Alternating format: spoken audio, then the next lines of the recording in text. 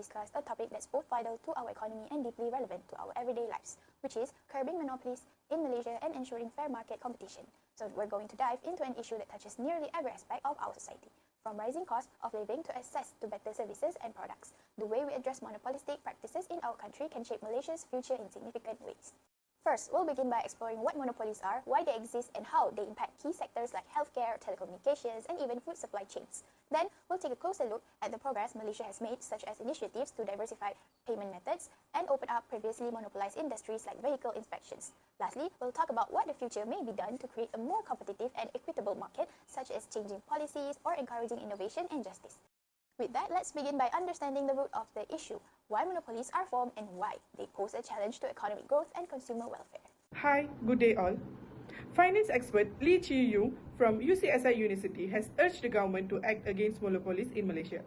He explained that monopolies in sectors like agriculture, transportation and energy hurt consumers by raising prices, limiting competition and reducing innovation. Liu Chi-Yung also suggested Malaysia could learn from other countries, like US, which broke up big companies such as Standard Oil for unfair practices. China also took strong action against companies like Alibaba for dominating markets. He emphasized that industries critical to public welfare, like healthcare and telecommunications, need stricter monitoring to ensure fair competition and better services for all Malaysians.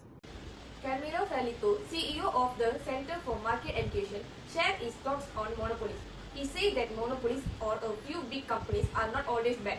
Sometimes they happen naturally through healthy competition.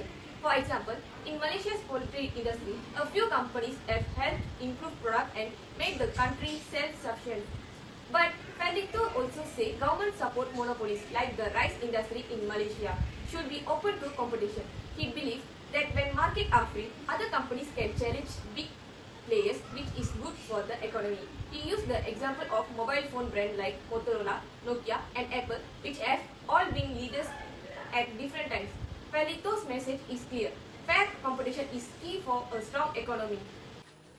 Hi, my name is AMIRA NAZIFAH binti MOHAMAD RAZALI. Monopolies have long dominated key sectors in the country, but are they being dismantled in the right way? According to Muhammad Afzanizan Abdul Rashid, chief economist at Bank Muamalat, they are on the right track, but require a smooth approach. She stated that competition in the market is very important for advancing the country, but it must be implemented gradually to give new business the opportunity to establish themselves effectively in the market without affecting market stability. As Muhammad Afzal said, monopolistic practices should be phased out, especially in the telecommunication and energy sectors. We also need clear guidelines to ensure that market forces determine price fairly and transparently. With carefully planning, we can foster fair competition, transparent pricing, and quality service for everyone. Good morning. Malaysian University of Science and Technology Economics Professor Geoffrey Williams said that in most cases, monopoly should be broken up or opened up for competition by removing the barriers to entry. In competition, businesses can thrive to introduce new and better products that can satisfy the customer needs. In order to curb monopolies, it said to create more licenses and concessions to other companies to enter the market on a commercially viable basis, thus avoiding monopolies. He also said that sometimes just one company running a market is sensible. For example, it is better to have one company on the railway business for better team management. He also said that to remove monopolies on healthcare and medicine. This is in order to avoid unfair prices for medicine and for anyone to enjoy healthcare without paying a fortune. Lastly, the rating agency MARC emphasizes the importance of regulating monopolies to prevent abuse of power. They suggest that regulatory agencies like the Malaysian Competition Commission (MYCC) must ensure fair competition and address customer complaints effectively.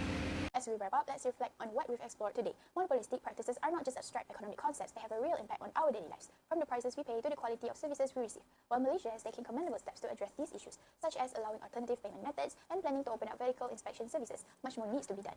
Key sectors like healthcare, telecommunications, and food imports remain vulnerable, and decisive action is required to ensure fairness and transparency. However, as we've seen, not all monopolies are inherently bad. Some industries like the poultry sector have benefited from market concentration, improving self-sufficiency and product quality. The challenge lies in striking the right balance, ensuring competition without sacrificing efficiency.